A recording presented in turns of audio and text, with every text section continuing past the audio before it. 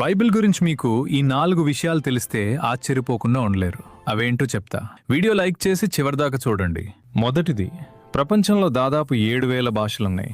Bible వాటిలో 3,600 భాషల్లోకి అనువదించబడింది. ఏ ఇతర గ్రంథానికి ఈ ప్రత్యేకత అనేది లేనేలేదు. రెండవది, బైబిల్ 1500 ఏళ్ల టైం పీరియడ్లో వివిధ ప్రాంతాలకు వివిధ కాలాలకు చెందిన ప్రవక్తలు అపోస్తలల ద్వారా రాయబడింది. అయినా సరే ఎటువంటి తేడా లేకుండా బైబిల్ ఒకే దేవుణ్ణి, ఒకే సందేశాన్ని, ఒకే చరిత్రను చెప్తుంది. ఒకవేళ సాధారణ మానవుల ద్వారా వేరే ఏదైనా పుస్తకం వివిధ కాలాల్లో వివిధ మనుషుల ద్వారా రాయబడితే ఒకరి రచనకు ఇంకొకరి రచనకు సంబంధమే ఉండదు. మూడవది, ఈ భూమిపై ఎన్నో మత గ్రంథాలు ఉన్నప్పటికీ వాటికంటే పూర్తి భిన్నంగా బైబిల్ అత్యధిక ఖచ్చితమైన చారిత్రక ఆధారాలు కలిగి ఉంది. ఇప్పటికీ కూడా బైబిల్లో చెప్పబడ్డ ప్రదేశాలు, రాజులు, ఇతర సంఘటనలు ఎప్పటికప్పుడు నిజమని ఆధారాలతో రుజువవుతూనే ఉన్నాయి.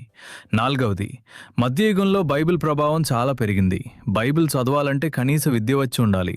అందుకే దీనివల్ల పాఠశాలలు, ఆధునిక విద్య, భాషా అభివృద్ధి వంటివి ఊహించని విధంగా విస్తరించాయి. ఒక రకంగా చెప్పాలంటే బైబిల్ ప్రపంచాన్నే వెలిగించింది.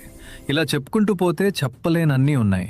అందుకే బైబిల్ తన ప్రత్యేకతను ఎల్లప్పుడూ నిరూపిస్తూనే ఉంటుంది. నా వంతుగా సత్యాన్ని మీకు చెప్పాను.